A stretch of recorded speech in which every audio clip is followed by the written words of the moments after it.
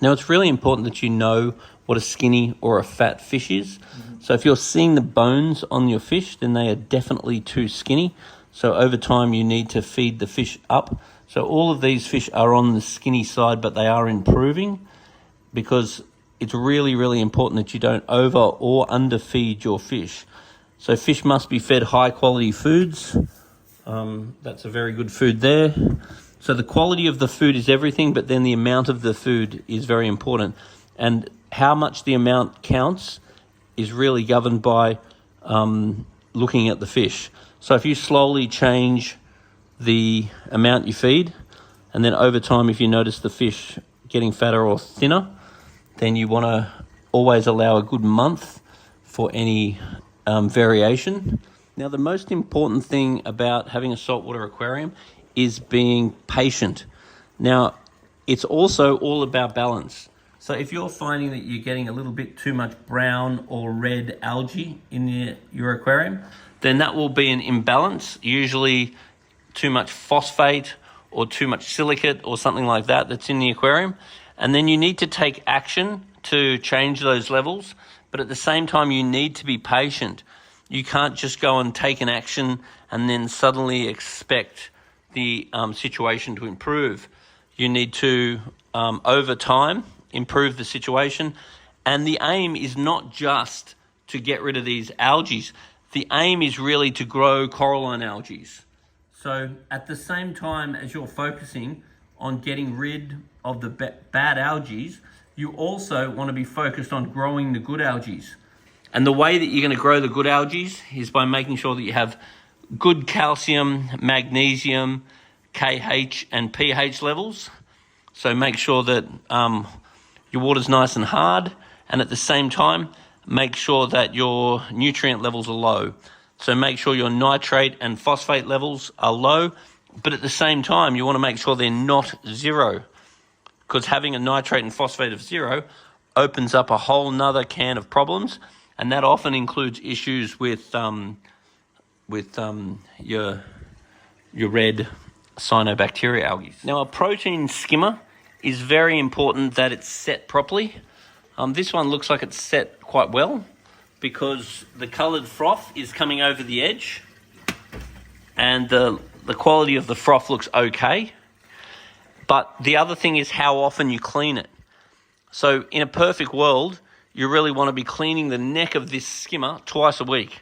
So even if that means just taking that up, putting a bottle brush and cleaning the inside there, if you did that twice a week, you would massively improve the efficiency of your skimmer. So once again, patience is absolutely everything. So what happens with fish is when the fish are caught and then they go to in the boat, then they go to the collection station, then they might go to a exporter, then they'll go to an importer, then they'll go to a retailer, and that's basically best case scenario. And during that time, they're often not fed, and it's a very stressful environment for the fish. Now, while the fish are stressed, their immune system will pretty much stop, because a stressful animal will put all their energy into their fight or flight system and into their respiration system, and their priority is not their immune system. Because if an animal is stressed, it basically wants to be alert and it wants to get away. So if it's getting attacked by a shark, its priority is to put all of its energy into getting away from the shark.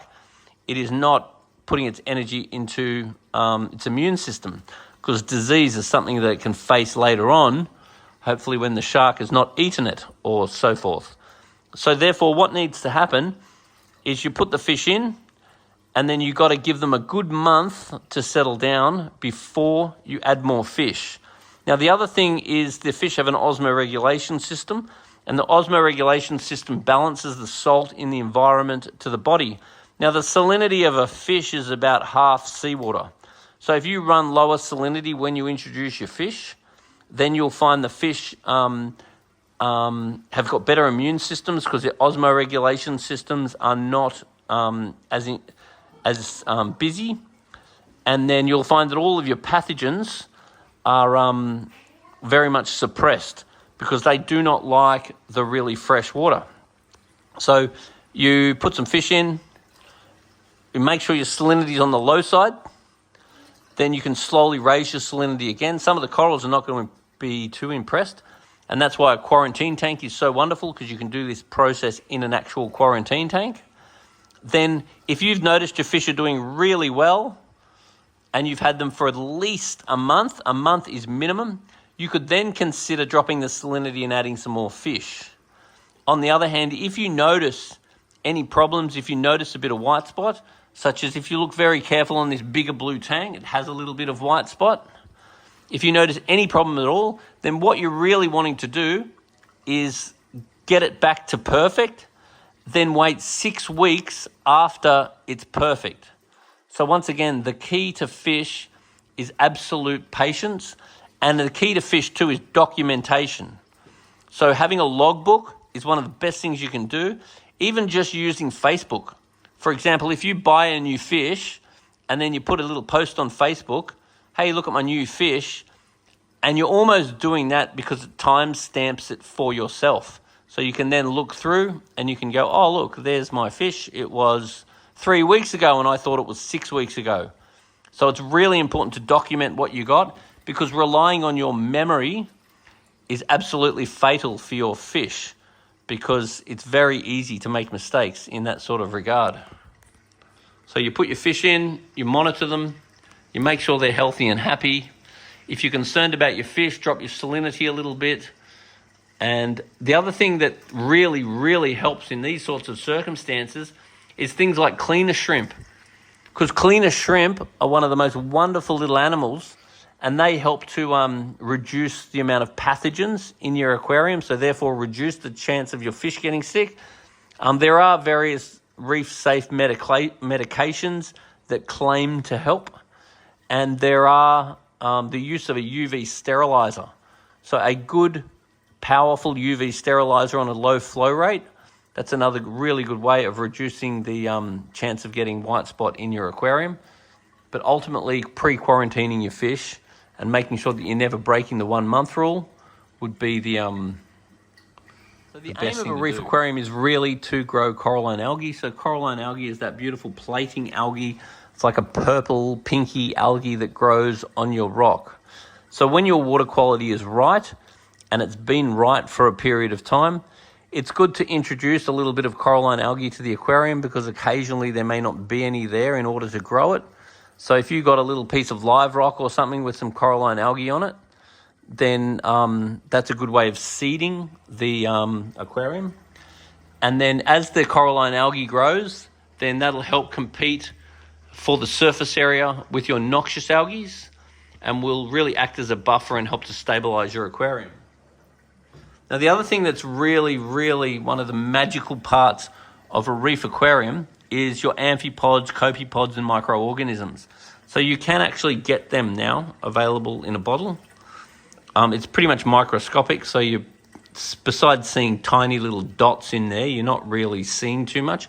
But on a regular basis, I would recommend just tipping that in there.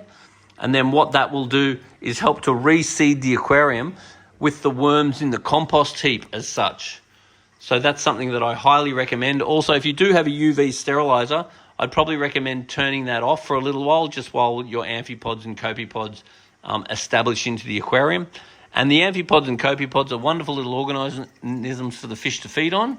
And your amphipods and copepods are absolutely fabulous as far as running around and scavenging in the aquarium and helping to keep the aquarium clean, especially physically. So the key to an aquarium is really stability. So regular small changes are absolutely vital. So I would really rather you doing regular small changes than just go and do one big overhaul. The overhauls are just too stressful on the animals, and they really don't achieve as much as you think. It's really not a matter of just ripping it all down and filling it back up again and expecting it to be stable. The key is really stability. Now, my only motivation for doing a major overhaul would be how dirty this sand is. So if I'm able to get my gravel cleaner in there and I'm able to turn over this sand, then there's no way I'd want to go doing a major overhaul. This tank actually looks to be in fairly good condition as far as that's concerned, but if we get the gravel cleaner in here and the water's coming out jet black, then an overhaul is something that you might consider. On the other hand, looking at the tank, I'm not sure that I'd be in a hurry to do that, but I would try to really get into this sand at the back there and keep it nice and clean. Because what I don't want is over time the sand to start becoming anoxic. So you start forming anoxic zones, and within the anoxic zones you can get bad bacteria. So there's good anoxic bacteria and there's bad anoxic bacteria. So you don't really want bad anoxic bacteria growing in there, because the bad anoxic bacteria underneath the sand where the oxygen can't get in can actually release hydrogen sulfide. But looking at this tank, I'm not going to suspect that at all. The other thing is there are products such as polyfilter. If you run polyfilter down in the filter, real proper polyfilter, that will actually remove hydrogen sulfide. Now this food is a very, very good food, and fish keeping is 50% nutrients and 50% water quality.